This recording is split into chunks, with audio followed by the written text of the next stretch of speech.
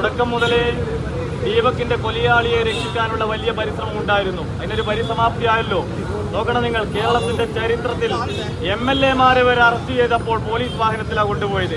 ഇവിടെ ദീപകിന്റെ കൊലയാളിയെ പോലീസ് വാഹനത്തിലല്ല, വേറെ ഏതെങ്കിലും ഒരു സ്വകാര്യ വ്യക്തിയുടെയല്ല, മെഡിക്കൽ കോളേജ് പോലീസിന്റെ സബ് ഇൻസ്പെക്ടറുടെ സ്വകാര്യ വാഹനത്തിൽ കയറ്റി, റോഡിലിറങ്ങാൻ നിയമപരമായിട്ട് അനുവാദമില്ലാത്തൊരു വാഹനത്തിൽ കയറ്റി മെഡിക്കൽ കോളേജ് കോടതിയിൽ കുന്നമംഗലം കോടതിയിൽ ഹാജരാക്കി റിമാൻഡ് ചെയ്തു. ഞങ്ങൾ ഇപ്പോഴും പറയുന്നത്, ഓരോ ഘട്ടത്തിലും ഈ കേസ് സമർത്ഥമായി എങ്ങനെ അട്ടിമറിക്കാം എന്നുള്ളതിന്റെ ഗവേഷണം നടന്നു.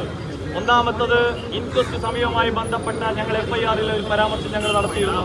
രണ്ടാമത്തത്, ആത്മഹത്യാ പ്രേരണ രജിസ്റ്റർ ചെയ്യാൻ വലിയ ഡിലേ ആയി, പൊതുസമ്മർദ്ദം വേണ്ടി വന്നു. മൂന്നാമത്, അത് രജിസ്റ്റർ ചെയ്തപ്പോൾ IT ആക്ട് പ്രകാരമുള്ള കുറ്റകൃത്യം ഇതിൽ ആഡ് ചെയ്തില്ല.